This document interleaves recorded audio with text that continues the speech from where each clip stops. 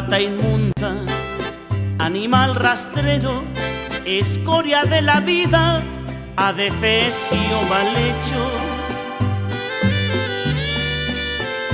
infrahumano, espectro del infierno, maldita sabandija, cuánto daño me has hecho. Alimaña, culebra ponzoñosa, desecho de la vida, te odio y te desprecio. Rata de dos patas, te estoy hablando a ti, porque un bicho rastrero, aún siendo el más maldito, comparado contigo, se queda muy chiquito. Maldita sanguijuela, maldita cucaracha, que infectas donde picas, que hieres y que matas. Alimaña, culebra ponzoñosa, desecho de la vida, te odio y te desprecio. Rata de dos patas, te estoy hablando a ti, porque un bicho rastrero, aún siendo el más maldito, comparado contigo, se queda muy chiquito.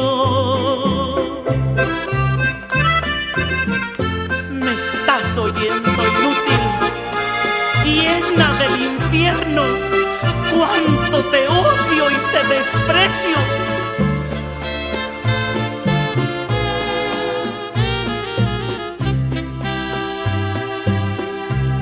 Maldita sanguijuela,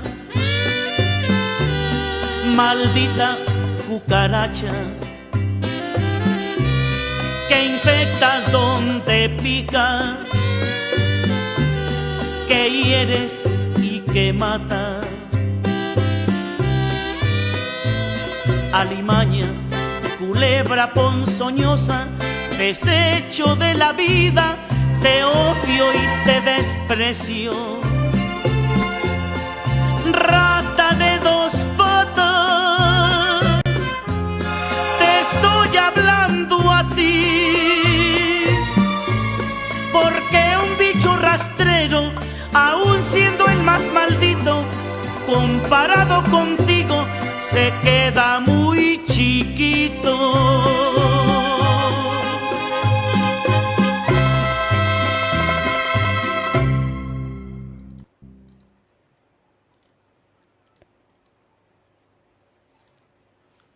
Hola amigos, bienvenidos a todos al canal. Y bueno, hoy hemos empezado con la gran Paquita, la del barrio, y su rata de dos patas, una canción especialmente dedicada a Trump, a von der Leyen y a nuestra queridísima Kaja Kallas. Bienvenido Adrián, muchísimas gracias por estar en este canal una vez más. Y bueno, hoy hay que empezar hablando de Trump y de su negociación con la Unión Europea. ¿Cómo podemos justificar esta negociación y este resultado? Sí, bueno, antes de nada, bueno, encantado de estar, ya sabes, contigo y con tu canal, Javier. Y esta canción, la verdad es que a mí me suena una carta de amor. Una carta de amor desengañado, pero una carta de amor, ¿no? No sé si es algo que nos pase o no con Trump, von der Leyen y compañía, pero igual a más de uno sí. Pero bueno, vamos a ver. ¿Qué es lo que ha pasado en esta negociación? Pues la verdad es que los análisis han cambiado desde el primer momento a medida que han pasado unos días. En el primer momento se hizo una valoración desastrosa, digamos, desde el punto de vista de capacidad de gestión de von der Leyen, de sorprendente falta de consenso aparentemente previo, ¿no? De sometimiento a los intereses de Estados Unidos Y evidentemente esto está claro que ha sido así, pero faltaba un elemento muy importante que se ha ido clarificando durante estos días, que es, y que bueno, que lo han mencionado ayer mismo también, pues el Times y Político, ¿no? Que es el elemento geopolítico. El elemento geopolítico que parece haber tenido un peso fundamental. El elemento geopolítico tiene relación con la obsesión europea, o si se quiere, de los grandes países europeos, con derrotar a Rusia a toda costa en Ucrania. Y como consecuencia de esa obsesión, el contexto de esta negociación ha sido ceder en lo que fuese necesario frente a un Estados Unidos, porque a estos grandes países de la Unión Europea, bueno, como siempre, a las grandes corporaciones que son las que mandan en Europa y Estados Unidos, ¿no? Pero a esas élites políticas, lo único que les importa es el corto plazo, es decir, atar lo más posible a Estados Unidos. No me importa que subas los aranceles si a cambio consigo mantener a Estados Unidos cerca dentro de este choque geopolítico con los países emergentes y con Rusia en particular. Esto tiene mucha lógica y de alguna forma se corrobora bastante teniendo en cuenta lo que sucedió en Beijing. Que hubo justo estos días, hubo una visita también de la primera línea de la Unión Europea a Beijing con el objetivo de negociar las relaciones comerciales con China, una reunión aparentemente tan o más estratégica que la reunión con Donald Trump, y en esa reunión pues, a estos señores de la Unión Europea no se les ocurrió otra cosa que comenzar poniendo sobre la mesa las relaciones de China con Rusia y cómo esas relaciones son un obstáculo para las relaciones, las buenas relaciones comerciales entre Europa y China. Claro, esto generó un enorme enfado en los representantes chinos, pero un enorme enfado hasta el punto de que parece que fue instrucción directa del propio Xi Jinping, pues digamos que les echaron. Es decir, se fueron un día antes de lo previsto. La visita duró un día menos porque dijeron, bueno, pues a partir de ahora esto no da para más y os vais, ¿no? Entonces, claro, esto encaja con esa visión de una Unión Europea que está obsesionada con el tema de Rusia, obsesionada con el tema de Ucrania, obsesionada con el sometimiento de Rusia y que está dispuesta a lo que sea con tal de atar este tema, ¿no? Bueno, vamos a ver lo que da de sí o en qué medida, esta es otra duda, ¿no? En qué medida, a cambio de ese posicionamiento, de esa entrega de Europa, ha habido o no un posicionamiento claro de Estados Unidos o al contrario. Lo que hubo de alguna forma es una amenaza implícita velada de Estados Unidos de que o cedes en esto o me voy. Y en ese me voy, pues se ha hablado de las tropas, las 20.000, 30.000 tropas estadounidenses que ya están en Europa, ¿no? Bueno, sería cierto o no, pero el caso es que esto está claro que para las potencias europeas ahora es un factor prioritario y que han estado dispuestos a sacrificar lo que fuese necesario para ello, ¿no? Uh-huh. Hombre, parece que esa es la hipótesis que se confirma. Vamos. Sí que es cierto que la actitud de Estados Unidos con respecto a Ucrania ha cambiado estos últimos días, ¿no? Del ultimátum ese de 50 días ha pasado un ultimátum de 10. Efectivamente, sí. Todos estos movimientos de Trump en parte también se han relacionado con la idea de esa venta, ese acuerdo más o menos implícito con Europa. No sabemos si hay un acuerdo expreso cara al futuro o simplemente ha habido una política de gestos, ¿no? Y ha habido un incidente por unos tweets que se han cruzado Trump con ay, no me sale Medvedev. Eso, con Medvedev. Eso también podría ser, en lugar de una bravuconada de lelos o de lelo en el caso de Trump, podría ser consecuencia de este cambio de actitud de Estados Unidos y que parezca una bravuconada pero que en realidad sea algo más profundo. puede ser las dos cosas, porque puede ser un gesto frente a esa negociación europea y ser solo una bravuconada.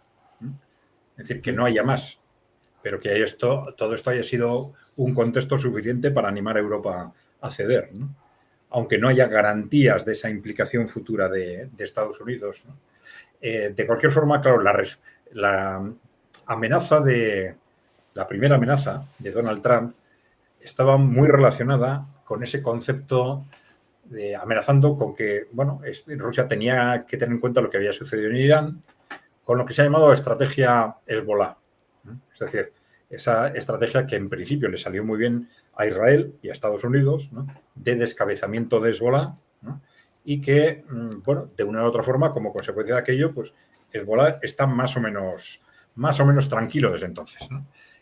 Algo similar intentaron en Irán, ¿no?, pero bueno, con un éxito limitado, pero lo hicieron, ¿no? Y claro, la amenaza de Donald Trump apuntaba en esa dirección. Es decir, bueno, pues si hemos hecho con Irán, lo podemos hacer con Rusia, ¿no?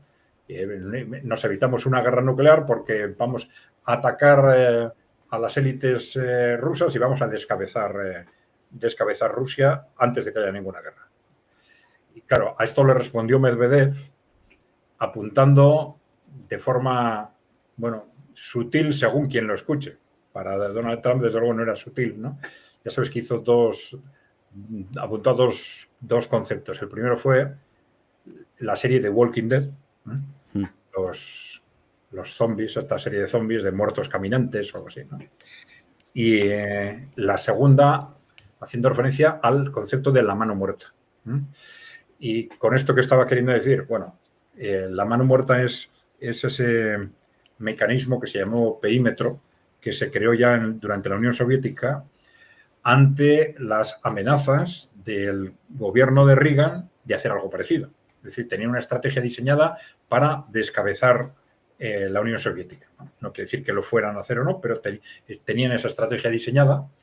Y entonces en Rusia lo que hicieron es poner en marcha el sistema perímetro, que es un sistema informático, en base al cual, si Rusia recibe un ataque nuclear, aunque se descabece al conjunto de la élite, digamos, militar y política, el sistema automáticamente devolvería el golpe contra los países atacantes, ¿no?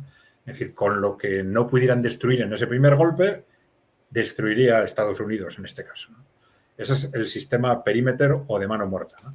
Y Medvedev, en esa respuesta, apuntó tanto a The Walking Dead como diciendo, tener en cuenta que con esto es con lo que se puede encontrar el mundo, ¿no?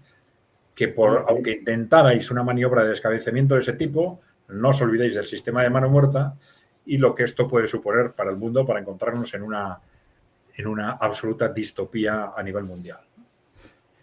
Bien, es cierto que esto ya fue la primera referencia directa a un posible conflicto nuclear.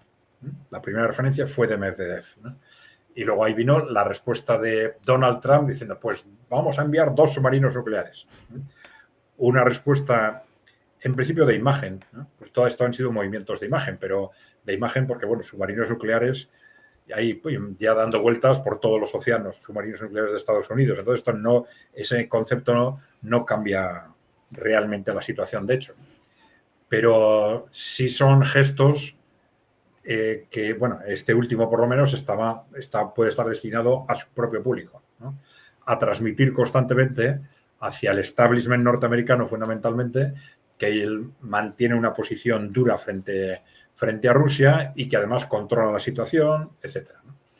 La respuesta del portavoz del Kremlin ha sido, digamos, tranquilizadora y, bueno, haciendo referencia a que en principio parecía que le estaba respondiendo a Donald Trump, pero claro, lo que han dicho es que es algo demasiado peligroso simplemente hablar de posible conflicto nuclear.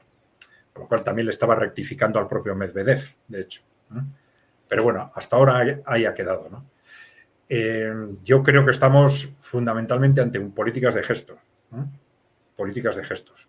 Que evidentemente empezó Donald Trump, luego Medvedev, luego Trump, han estado en esa dinámica políticas de gestos y políticas de imagen en cuanto a lo que decía, mantener esa imagen pues cara a Europa o cara al establishment de que yo controlo la situación y tengo capacidad de amenazar a los rusos, por ejemplo. Pero bueno, ojalá sea solo una política de gestos, pero desde luego preocupa bastante. Volviendo al tema de los aranceles, hay varias cosas que sorprenden mucho, ¿no? Han sacado un mapa de los aranceles en distintos medios en el que se puede ver por países. A ver, lo voy a compartir, a ver si lo puedo...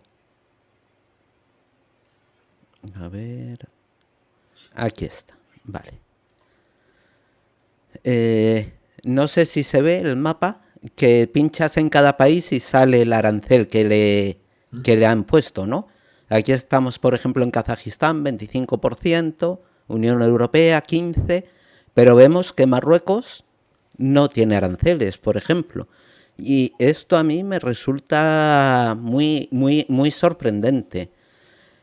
¿Estados Unidos está privilegiando a Marruecos sobre España? Bueno, yo creo que esto no es tampoco del todo nuevo, ¿no? Porque Marruecos en sí mismo es un aliado estratégico clave, yo diría, hacia el conjunto de África, por de pronto, ¿no? Mientras que no solo España, sino el conjunto de los países de la Unión Europea, pues están en una situación difusa en la que tienen un sometimiento de hecho. Quizás por ese sometimiento de hecho, pues no se les considera piezas importantes que puedan jugar de una y otra forma y no necesitan incentivarlos. Es muy posible, ¿no? Pero Marruecos ya sabemos que es una pieza clave tanto para Estados Unidos como para Israel, ¿no? Y bueno, tienen ese sentido, bueno, en estos temas siempre hay los aspectos económicos y luego geopolíticos, pero desde un punto de vista geopolítico está claro que Marruecos es un aliado de primer orden para la OTAN, para Estados Unidos y para Israel. Claro, sí, es más que evidente. Y luego otra de las cosas que he visto es que se perjudica especialmente a España en este acuerdo, porque pone el 15% a exportaciones europeas, pero previamente ya había puesto el 50% al acero y al aluminio, que es precisamente lo que más exporta España a Estados Unidos, y eso no se ha tocado. Eso sigue con un arancel del 50%, con lo cual yo entiendo que nos penaliza particularmente a España, ¿no?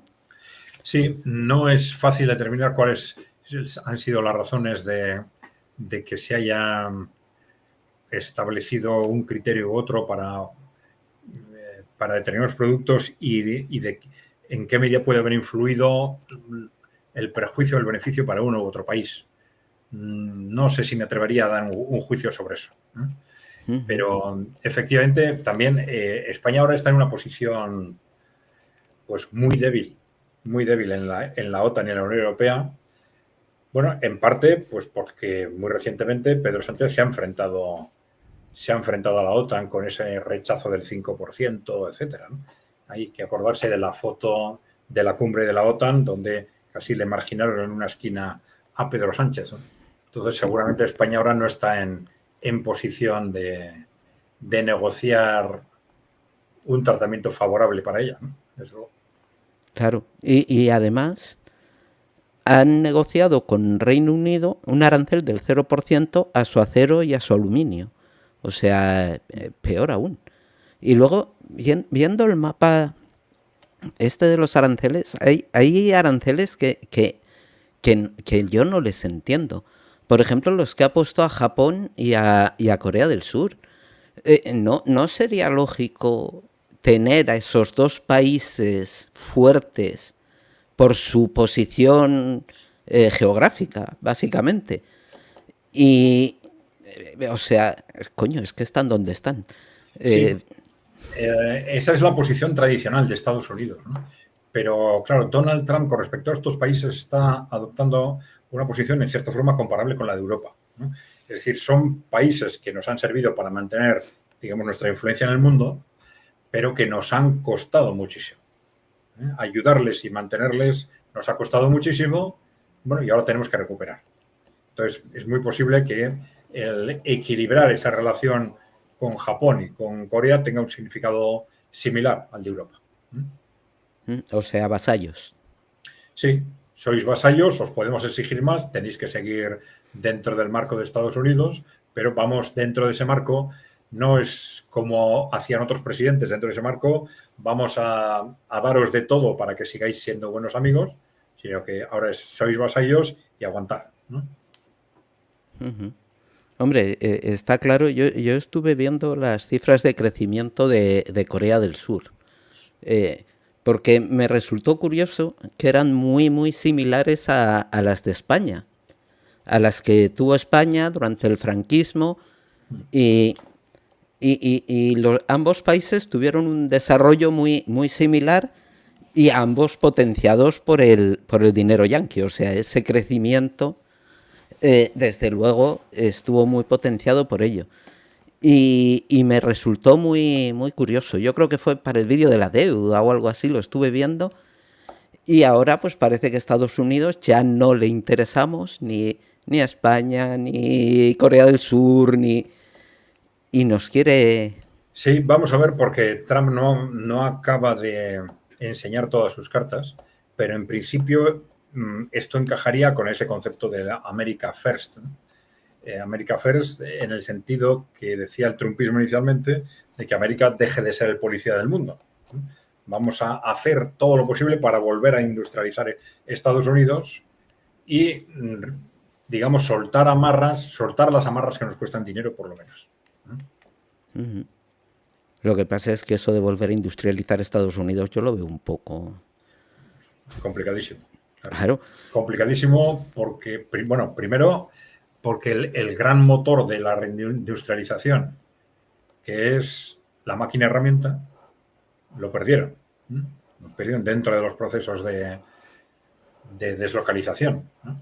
La máquina herramienta es un ámbito central de la estructura industrial, porque si controlas la máquina herramienta te permite saltar a distintos sectores industriales con relativa facilidad, ¿no? Entonces, por eso es muy importante como eje de una posible despegue industrial. Pero la segunda pata es si realmente van a ser capaces de poner en marcha una política industrial. Porque, claro, esto creo que ya comentamos en otro programa, ¿no? Ideológicamente, psicológicamente, es un país acostumbrado, como nos hemos acostumbrado nosotros últimamente, ¿no?, a que gestionar la economía desde los gobiernos es no hacer nada, prácticamente, simplificando, pero bueno, es no hacer nada y dejar a las empresas que hagan, ¿no? Y ahora dar el salto hacia una política activa que no es solo los aranceles, no es solo ir a una política comercial proteccionista, sino, claro, que exige asegurar que las empresas aprovechan esa protección, que no la utilizan solo para aumentar los beneficios, sino que esos beneficios, si vienen, los utilicen para invertir más y para avanzar tecnológicamente, de tal forma que al de unos años vaya necesitando cada vez menos de los aranceles para competir internacionalmente. Esa es la clave. ¿Estados Unidos va a ser capaz de hacer esto? Eso es lo dudo. Es que es muy complicado. Tocamos el tema en la semana pasada en un directo y estuvimos viendo datos que ya, el dato grueso ya te dice lo... Mira, por ejemplo, estuvimos viendo Detroit, la ciudad del automóvil, la ciudad que concentraba la producción de automóviles en Estados Unidos, y vemos su producción, los habitantes que tiene y que tuvo, y es que es terrible. Mira, a ver, aquí. Esto es la página de la Wikipedia, ¿eh? O sea, no es... Aquí Detroit nos cuenta la historia y nos vamos a la evolución de la población aquí. A ver, aquí. Vemos que en 1950 tenía 1.849.000 habitantes y que hoy, bueno, en 2021 tiene 632.464. Y es que no se queda solo en Detroit. Chicago ha perdido 1 millón de habitantes desde 1950. Milwaukee ha perdido de 750.000 a 500.000. Y eran grandísimas ciudades industriales que al perder toda su industria se han ido literalmente a la mierda. Literalmente a la mierda. Recuperar eso es posible sin una planificación del Estado y por muchísimos aranceles que pongas. Es que eso, o el Estado se pone las pilas para arreglarlo y para planificar, o es totalmente imposible. Y desde luego, como tú dices, Estados Unidos no parece que quiera planificar nada. Sí, nosotros por eso decíamos que lo que necesita ahora Estados Unidos es un nuevo Roosevelt. Un nuevo Roosevelt no para hacer exactamente las políticas de Roosevelt, sino en el sentido de romper con lo que es la dinámica habitual de las políticas económicas en un país y saber implantar políticas económicas distintas para hacer frente a los problemas, ¿no? Políticas económicas radicalmente distintas, ¿no? Y, bueno, pues eso lo van a tener o no, pues muy complicado. Claro. Y es que ahora mismo los aranceles van a subir los precios, digo a nivel país de Estados Unidos, van a subir los precios claramente de ciertos productos. ¿Y qué va a hacer la producción interna? ¿Producir más barato o producir lo mismo y subir los precios también? Porque ya hay voces no, están los datos, que la inflación está subiendo tela en Estados Unidos.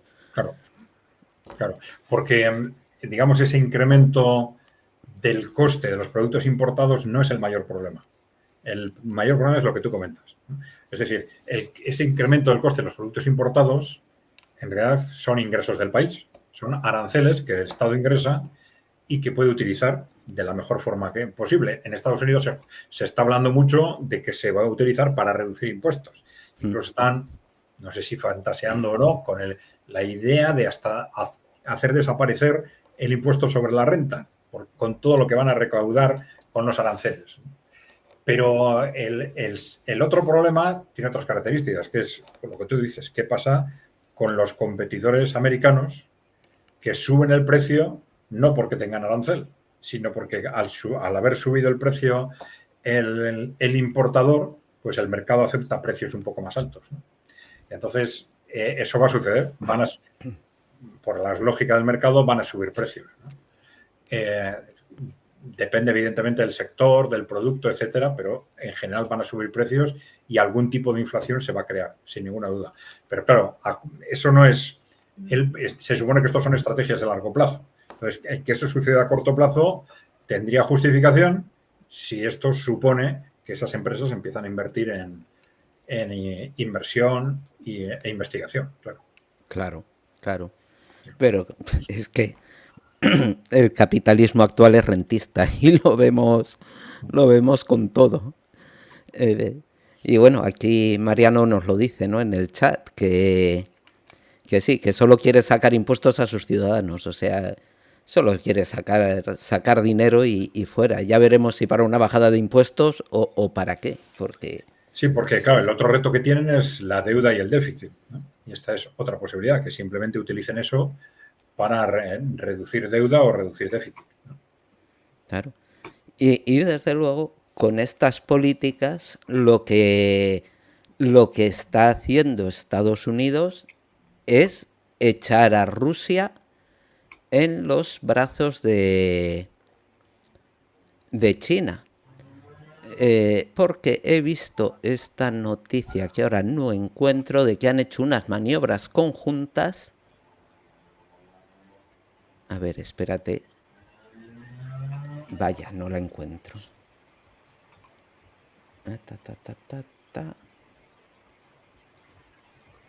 A ver si la tengo. Vale, la tenía en el ABC y me ha saltado una publicidad de estas que meten ellos. Pero bueno, que ha habido unas maniobras conjuntas Rusia-China y ellos las encuadran en el marco de su alianza estratégica. O sea que lo que se buscaba, que era separar Rusia de China, han logrado justo lo contrario. Han logrado que Rusia se eche a los brazos de China y al contrario. Sí, pero ojo, que esto no es algo meramente, no es una alianza meramente utilitaria de corto plazo. Ahí hay una alianza estratégica, y creo que ya lo hemos comentado, una alianza estratégica muy clara entre Rusia y China, sobre todo a partir de la llegada de Xi Jinping al poder en el 2012. Una alianza porque Xi Jinping viene con políticas, digamos, anticorporativas, para cerrar el paso a las grandes multinacionales internacionales de otros países y a las grandes corporaciones chinas, para controlar su peso en la administración o disciplinarlas económica, social y políticamente, etc. Entonces, hay en esas políticas, tiene un encaje muy directo con lo que estaba haciendo Rusia desde que Putin llega al poder en el año 2000. Entonces, ahí hay una confluencia clarísima. Primero, en esas posiciones anticorporativas internas y luego externas a nivel mundial, ¿no? Y esto se plasma enseguida en su apuesta por la apuesta de los dos países por los BRICS, etcétera, ¿no? Pero ahí hay una confluencia ideológica, estratégica clarísima, y luego el problema, la cuestión geopolítica de fondo, que es también de supervivencia, ¿no?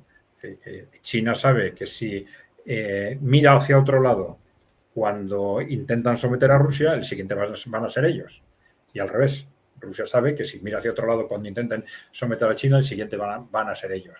Porque yo creo que ahí hay una alianza de largo plazo indestructible, fortalecida además, evidentemente, por esas políticas de sanciones que le han llevado pues, que han cortado las relaciones económicas entre Rusia y Europa y que le han llevado a Rusia a proyectar toda su exportación de hidrocarburos hacia Asia. Claro. Y es que nos dicen desde los medios de comunicación que Rusia está cada día más aislada y el mes pasado se produjo en San Petersburgo un foro económico que demostró justo lo contrario. Que demostró que Rusia, yo creo que tiene muchísimo más peso incluso que Europa y que Estados Unidos. Sí, es sorprendente que los medios continúen lanzando ese tipo de mensajes, porque yo creo que esto quedó claro ya desde el año 2022, cuando empiezan a ponerse en marcha las sanciones contra Rusia. Estas sanciones de alguna forma obligaron a todos los países a posicionarse en un sentido o en otro. Y la sorpresa para Occidente fue que la gran mayoría de los países emergentes y de los países en desarrollo se posicionaron a favor de Rusia. Claro. Y entonces, esto ya cambió radicalmente. Antes eran los países BRICS, pero después de ese movimiento y de toda la evolución de distintos países hacia los BRICS, pues quedó claro que el mundo se había dividido en dos bloques y con un resultado fatal, en concreto para Occidente, claro. Sí, sí, es terrible. Y bueno, pues vamos a dejar los aranceles y la sumisión europea. Ah, no, una última pregunta. ¿España podría negociar individualmente los aranceles? O vamos, digo España, Francia, Alemania, o no, o se ve obligada y atada por el acuerdo comercial que ha conseguido la Unión Europea. No se ve atado por las decisiones de compra de armamento, salvo que lleguen ahora a un consenso, ¿no? Pero de armamento y de compra de hidrocarburos. Pero sí por el acuerdo comercial. Bueno, atado formalmente. Otra cosa es que en la práctica, en los últimos años, se están produciendo cada vez más despegues o se está, digamos, suavizando la capacidad de imponer las decisiones de la Unión Europea. Hay distintas razones por las que unos países u otros dicen, hay una norma así, pero no la cumplo o la cumplo a medias. O sea, normas que antes se cumplían, de pronto dejan de cumplirse. Y bueno, vamos a ver cómo reaccionan cada uno de los países ante esa decisión, pero hay que esperar que, sobre todo esos países que están tan comprometidos con esa estrategia belicista, pues hayan de alguna forma compartido ese diagnóstico de que no había más remedio que llegar a ese acuerdo si queremos mantener atado a Estados Unidos pero quizás otros países que no tengan una posición tan clara como puede haber sido España, quizás, pues muestren alguna rebeldía al respecto. Vamos a ver. Pero capacidad individual de negociación no tenemos. Esa es mi duda. Formalmente yo creo que no. Vale. Bueno, y ya cambiando de tema, pasamos al tema de Ucrania. La situación en el frente está cada vez peor. La semana pasada cayó Chasiv Yar, que es una ciudad no muy grande, pero sí estratégica y muy importante. Y vemos que cada vez están las cosas peor para Ucrania y eso se refleja en su situación política. Un Zelensky cada vez más debilitado. El otro día vimos cómo se liaron a puñetazos en la Rada Suprema. No sé si lo viste, Adrián. No lo vi, pero bueno, pasa de vez en cuando, ¿eh? La Rada Suprema. ¿Ah, sí? Sí. Yo me quedé sorprendidísimo. Sí. Y a diputados atacando muy duramente a Zelensky, diputados de los que antes apoyaban a Zelensky. Tuvo la pequeña crisis del gobierno, tuvo la pequeña revolución de colores, esta que parece ser le han montado por la ley, por desmontar la agencia anticorrupción, y cada vez parece más que Zelensky tiene los días contados, ¿no?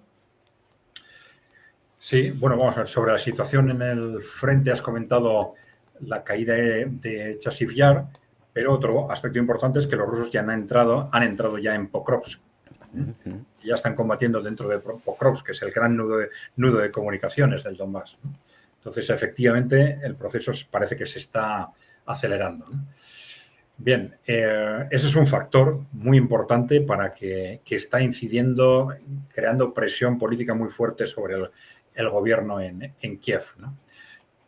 Vamos a ver, todo parece indicar que esa, vamos a ver, semi-revolución de colores de unos días en Kiev, que ha estado de alguna forma apoyada desde el exterior. Luego vieron los informes de la inteligencia rusa sobre una reunión en Suiza, ahora se oído hablar igual, una reunión en Suiza en la que estuvieron representantes de primer nivel del Reino Unido, de Estados Unidos, de Ucrania, Zelensky no, pero el primer ministro y el ministro de Defensa, creo, y estuvo Zaluzny en esa reunión. Zaluzny, sabes que es este general que tuvo unas disputas con Zelensky y acabó de embajador en Londres. Y que en esa reunión, dice la inteligencia rusa, que al parecer se acordó que Zaluzny tenía que sustituir a Zelensky y que las personas de primer nivel que estaban allí representadas en aquella reunión mantendrían su puesto, a pesar de la caída de Zelensky. Bueno, no podemos, esto no está contrastado, no sabemos si es verdad o no. Hay un aspecto novedoso y es que Zaluzny, en principio, era un hombre muy apoyado por el Reino Unido, pero aparentemente durante estos meses el Reino Unido y Estados Unidos no han tenido las mismas políticas con respecto a Ucrania. Entonces, es un poco raro que de pronto hagan una apuesta tan clara a favor de Zaluzny, salvo que hayan pactado que con Zaluzny va una determinada política. Siempre se puede pensar, como algunos están diciendo, que a pesar de esas posiciones belicistas tan agresivas de Reino Unido, Alemania y Francia, que en algún momento eso va a tener que terminar y aunque sea por realismo, porque ya no pueden hacer nada, pues van a tener que reconocer que seguir con esto, cuanto más tiempo sigamos, va a ser peor. Entonces vamos a intentar llegar a algún acuerdo con los rusos para salvar los muebles, ¿no? Entonces algunos están diciendo que Zaluzny vendría con ese encargo. Bueno, son hipótesis, es extraño. Es un tema delicado el que pudiera salir Zelensky, porque, como siempre se dice, sí se puede apostar porque alguien que te caiga mal salga, deje su puesto, pero hay que asegurar que el que le sustituya no sea peor. Entonces, Zelensky sí parece claro que por lo menos la dirección militar del conflicto la ha gestionado bastante mal, ¿no? Entonces, bueno, desde el punto de vista de los rusos, eso puede ser un factor positivo con respecto a Zelensky, ¿no?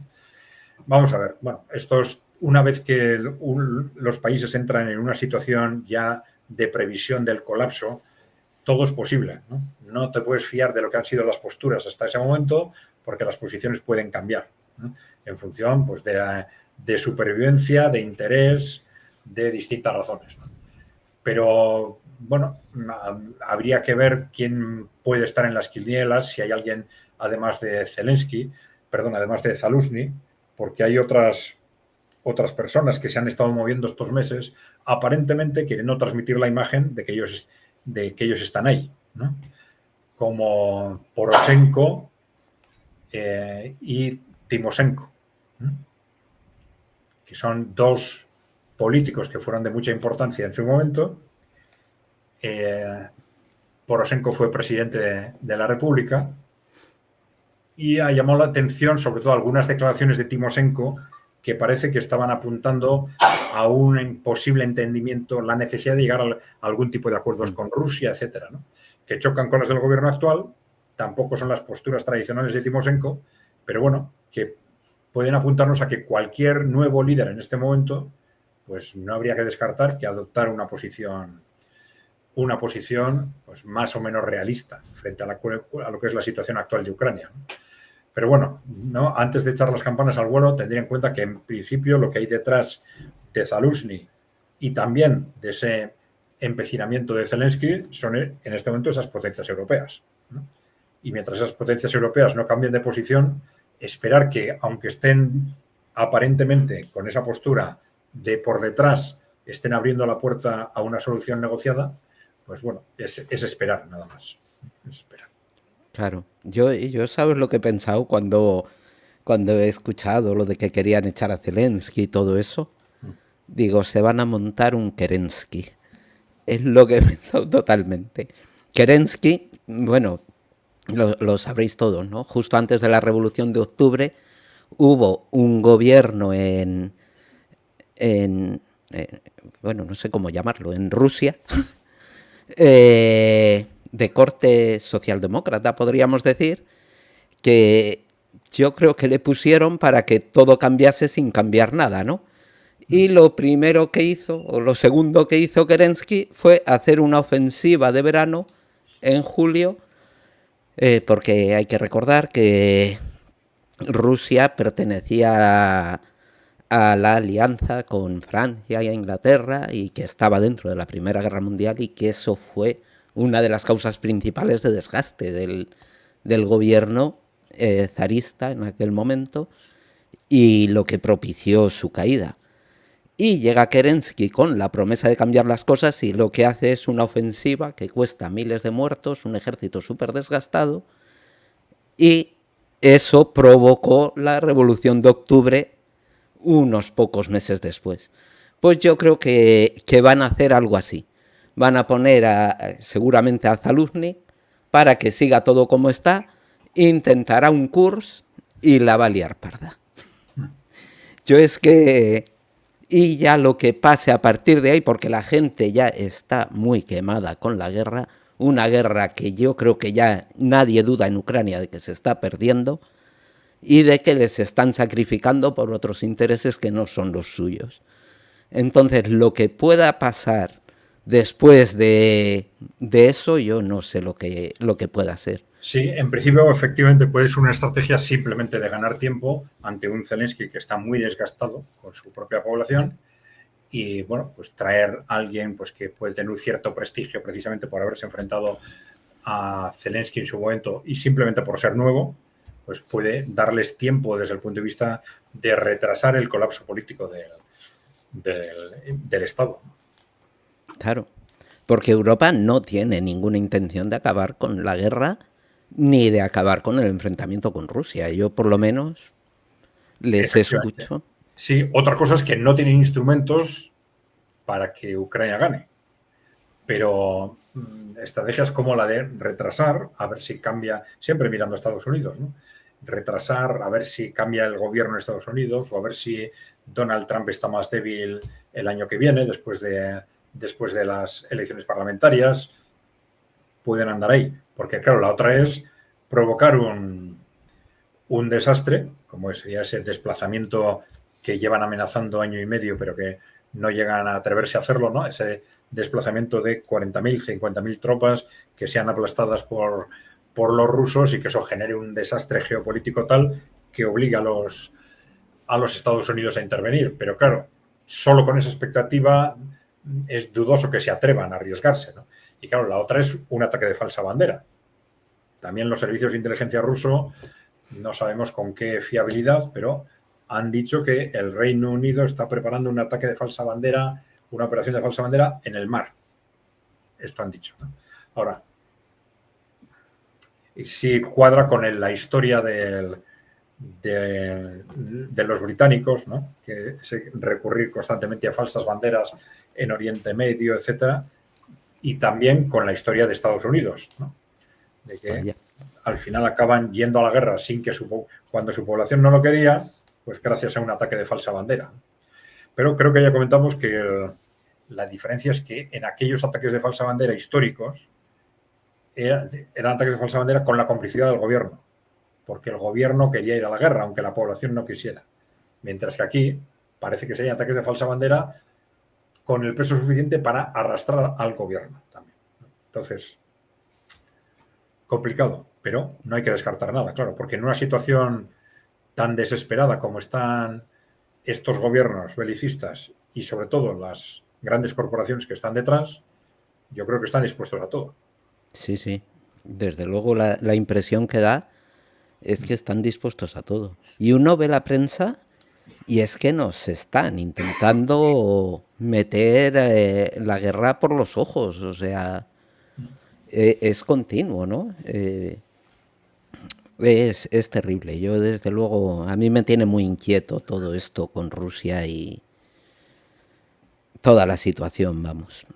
No, el que ya se hayan cruzado entre Medvedev y Trump esos tweets, esos mensajes, ya haciendo referencias tan directas a una posible guerra nuclear, pues aunque en sí mismo no tenga más repercusión, pero ya nos dice que estamos hablando de cosas serias, ¿no? Sí, sí. El pacificador era Trump, ¿eh? ¿Te acuerdas? Justo antes de que entrase en el gobierno. Y yo, jolines, yo me lo llegué a creer. Yo es que digo, pues es verdad que Trump en su primera legislatura, quitando el asesinato al general iraquí, que ahora no me acuerdo cómo se llama, madre mía, qué desastre soy. Soleimani. Eso, quitando el asesinato a Soleimani, no hizo nada. Estados Unidos no entró en ninguna guerra. Fueron el periodo más largo que ha tenido de paz en los últimos tiempos. Entonces, pues dices, jolines, pues a lo mejor sí, ¿no? Pero estamos viendo que todo lo contrario. Porque además venía con ese fondo ideológico de America First que justificaba el que era coherente con el que Estados Unidos se fuese apartando de conflictos en otros países, ¿no? Claro, lo que pasa es que lo que estamos viendo es que la legislatura actual se está pareciendo cada vez más a la primera, con esos bandazos, ¿no? De que hoy digo una cosa, mañana otra, y además siempre mirando a un entorno en el que parece que Trump está tremendamente débil, como en su primer mandato, y tiene que estar constantemente o complaciendo o presionando a unos u otros sectores y tomando decisiones de una dimensión impresionante en base a su relación con unos otros sectores del establishment. Claro. Ah, por cierto, sobre guerra nuclear, el otro día vi una entrevista en YouTube a Antonio Turiel, no sé si le conoces, es un... Sí, sí. Pues estaba comentando sobre la energía nuclear y comentó muy de pasada que se están desmontando bombas nucleares para alimentar los reactores civiles de energía nuclear. Que hay carencia de plutonio, explicaba y tal, que las minas, y lo he estado mirando y es cierto. Están desmontando bombas nucleares para abastecer a los reactores civiles. Ya. O sea, ¿Pero se están en algún país en concreto? En Estados Unidos, sí. Ah, en Estados Unidos. Y yo supongo que en otros lados, porque si la carencia de plutonio es tanta, países muy nuclearizados como Francia, vamos, con muchas nucleares civiles, pues que también lo harán, ¿no? Y eso rompe del todo las cifras de bombas nucleares que se estiman, entiendo, ¿no? Sí, no hay que descartar que ese tipo de cosas se hiciesen cuando se veía la guerra nuclear como algo pues, casi imposible, digamos, ¿no? Durante todos estos años, desde los años 90 pero claro, hasta hace 2, 3 años, ¿no? Pero sí llama la atención el que esto se siga haciendo ahora, si es así, ¿no? Sí llamaría la atención. Claro, otra cosa es que con menores cargas de plutonio pues consigan eficiencias mayores por renovación en los sistemas y que tengan, porque hay un proceso constante de renovación de los silos y de los misiles nucleares, pues los que hay algunos que tienen 40 años y tal, ¿no? Entonces van sacando los más viejos y poco a poco los van renovando, siempre lo han hecho así, ¿no? Entonces que dentro de esa renovación, pues a lo mejor con los nuevos sistemas, pues el mismo misil no necesita la misma carga de plutonio, no lo sé, estoy especulando. No, yo tampoco, y además hay un hermetismo brutal con estos temas. Miras en un sitio, te dan una cantidad de bombas, miras en otro, te dan otra, miras en otro, Israel no se sabe lo que tiene directamente. O sea, hay un secretismo brutal con el tema de las bombas nucleares. Cada sitio te da un dato, cada sitio te da una potencia, una edad. O sea, es muy difícil saber qué hay, qué tienen, qué está operativo. Bueno, en principio hay organizaciones internacionales que se supone que están vigilando estos datos a nivel internacional, ¿no? No es el caso de Israel, evidentemente, porque Israel no tiene firmado ningún convenio internacional sobre este tema y más o menos todo el mundo sabe que tienen armas nucleares, se habla entre, unos dicen que 60, 80, algunos dicen que 200, pero no hay ni inspecciones ni absolutamente nada, claro. Ni tampoco se les pide. Las organizaciones internacionales no les piden cuentas. Oye, informarnos de lo que tenéis y de lo que no tenéis, ¿no? Ni les preguntan, ¿no? No, bueno, ellos oficialmente no tienen, o sea, que van a informar si no tienen. O sea, terrible. Y te quería comentar sobre ecología y la ecología que nos está metiendo la Unión Europea, ya un poco para cerrar unos pocos, porque tampoco quiero que se nos vaya el programa muy largo, no quiero que dure más o menos 1 hora, pero me he visto este vídeo de YouTube que me ha resultado extremadamente curioso y digo, esto lo tiene que ver Adrián, ¿vale? Mira, a ver, voy a compartirlo.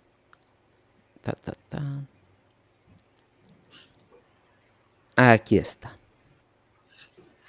Prohíben circular a coches por edad y no por emisiones, porque un Opel Corsa B de 1998, que no tiene etiqueta, homologa 155 gramos de dióxido de carbono por kilómetro. Un Opel Corsa de 2005 con etiqueta B homologa 127 gramos de dióxido de carbono por kilómetro. Un Opel Corsa E de 2017 ya con etiqueta C homologa 119 gramos de dióxido de carbono por kilómetro. Tiene sentido cuando vemos esta progresión de que va evidentemente consumiendo menos. Revisa el Ford Explorer, 50.000 euros, un coche nuevo, eléctrico, con un motor de 3.000 centímetros cúbicos de gasolina y más de 400 caballos de potencia, para ser exactos 457. Homologa 232 gramos por kilómetro. Etiqueta cero emisiones. Por lo tanto, un Opel Corsa B de un trabajador del año 2000 no puede circular por Santa Coloma, a pesar de que homologa un 40% menos de un coche nuevo de 50.000 euros. ¿Qué te parece? ¿Qué te parece esto? Bueno, pues por un lado, pues llamativo, pero claro, es que en Europa se están haciendo las cosas cada vez con mayor descaro, ¿no? Porque claro, todos sabemos que en el fondo nadie se cree que todo esto tenga sentido desde el punto de vista, o que tenga una justificación real desde el punto de vista climático, ¿no? En realidad, pues bueno, pues hay una nebulosa alrededor de ese tema y entonces se pone en marcha una serie de medidas de control que, bueno, están relacionadas con una reducción de la movilidad en general para la población en general, y que, bueno, encajan bastante en esas estrategias que nos planteaban que para el año 2030 no tendrás nada y serás feliz. Sí, vamos a ello de cabeza, además. Tenían como objetivo que los bienes de consumo de larga duración queden en manos de las grandes corporaciones y que los demás, pues cuando utilicemos, pues paguemos por uso, ¿no? Exactamente. Y es que, claro, habría cosas que yo lo pienso y dices, bueno, tienen sentido, ¿no? Una lavadora, por ejemplo, pues poner un par de lavadoras comunitarias y que todo el mundo lave su ropa ahí. Eso podría tener sentido, no sería incómodo, ¿no? Pero claro, el que no te dejen usar tu coche, el que no puedas comprar un piso. El otro día en la SER escuché que el alquiler se lleva el 100% de los ingresos de... O sea, el alquiler en las grandes ciudades cuesta el 100% de los ingresos de un trabajador normal. Y dices, bueno, es que esto... Y para comprar una casa había que emplear 40 y pico, 50 y pico sueldos. Dice, es que eso hace inviable el poder vivir siquiera. Salvo que tengas la casa pagada, ya no... Sí, porque como tú dices, ese concepto de ceder la propiedad se decía, a las grandes empresas para que tú pagues por uso, puede tener una lógica operativa, pero es una transferencia de poder inmensa, ¿no? Transferencia de poder, y que sobre todo ante, por ejemplo, situaciones de inseguridad, como pues me quedo sin trabajo. Pues claro, una cosa es que me quede sin trabajo teniendo una casa, teniendo un piso que es mío y un coche que es mío, o me quedo sin trabajo, no tengo ingresos y encima no tengo nada. Claro, es absolutamente distinto, Claro. ¿no? Entonces, hay una transferencia, ya digo, de poder inmensa, que es el objetivo de ese modelo que le llaman de capitalismo inclusivo, capitalismo de partes interesadas, ¿no?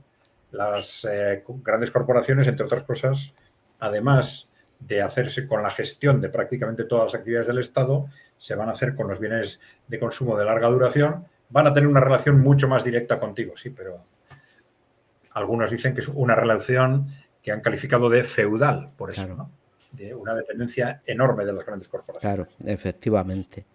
Y ya para cerrar, vi el otro día que hiciste, bueno, ya llevas hechas varias con Refollo, el del espía del telón, y hablabais del adoctrinamiento y de, bueno, de las películas, de la industria yankee.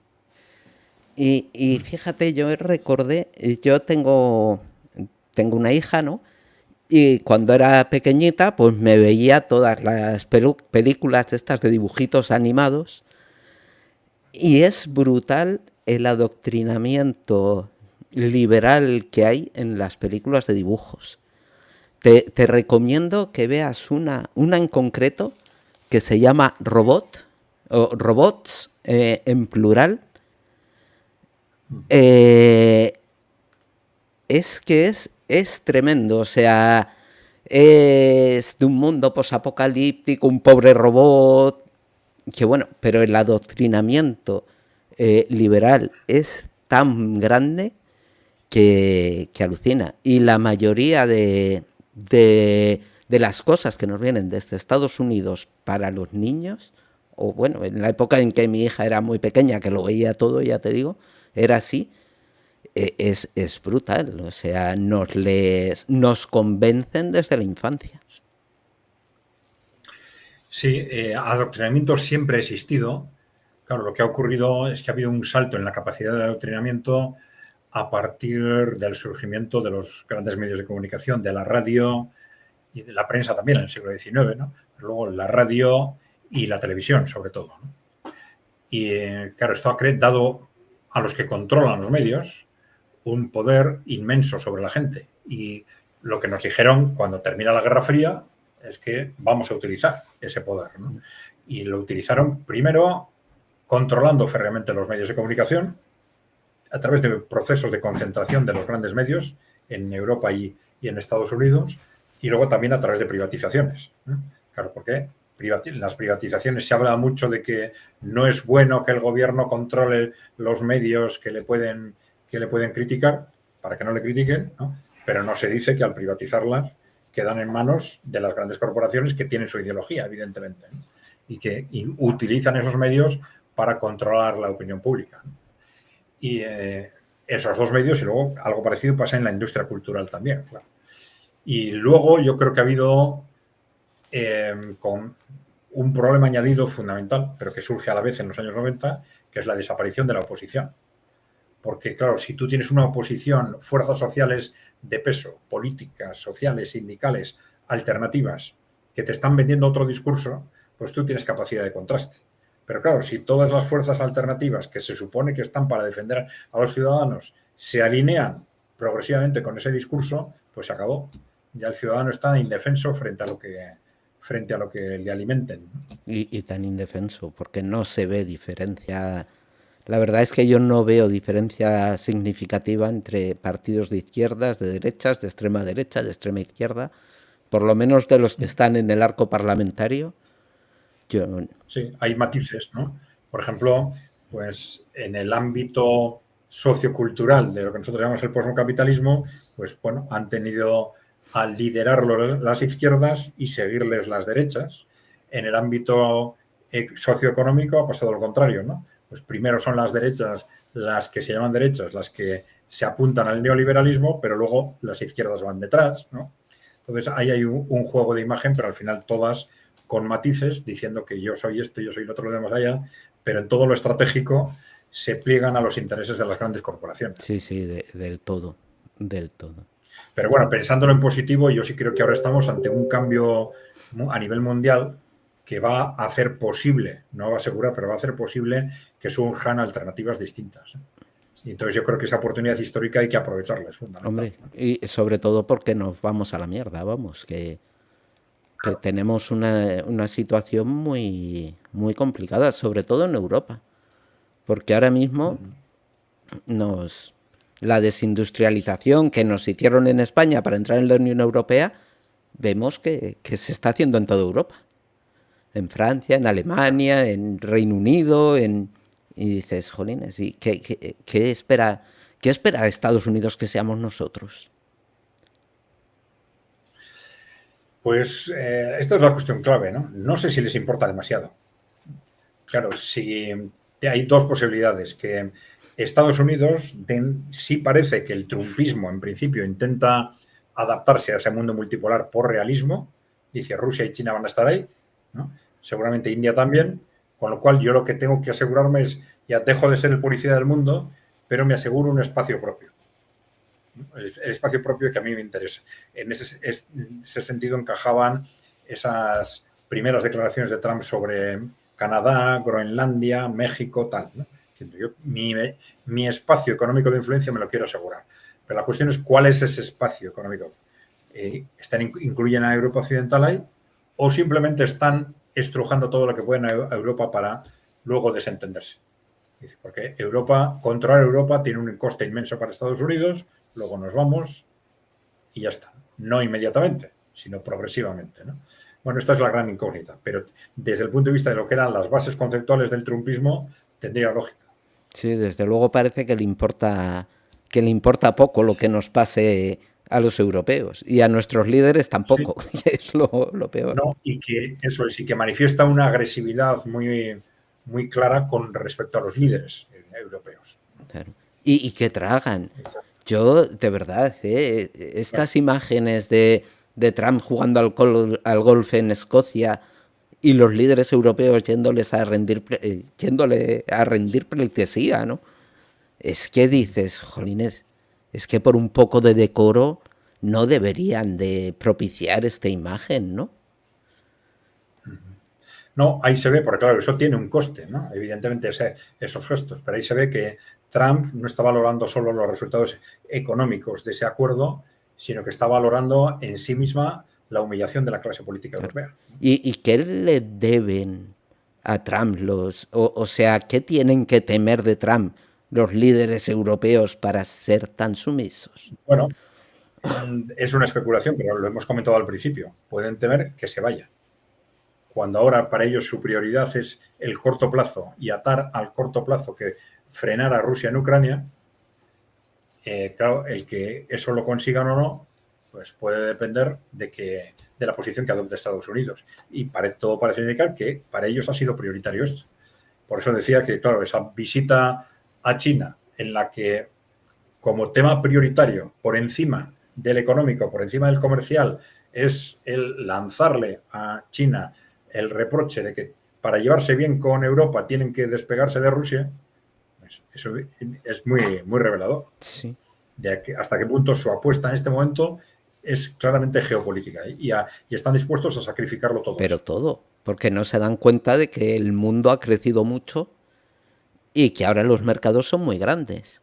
Antes en México no se podía vender tanto como ahora, o en Colombia, o en África incluso. África está entrando en el comercio mundial.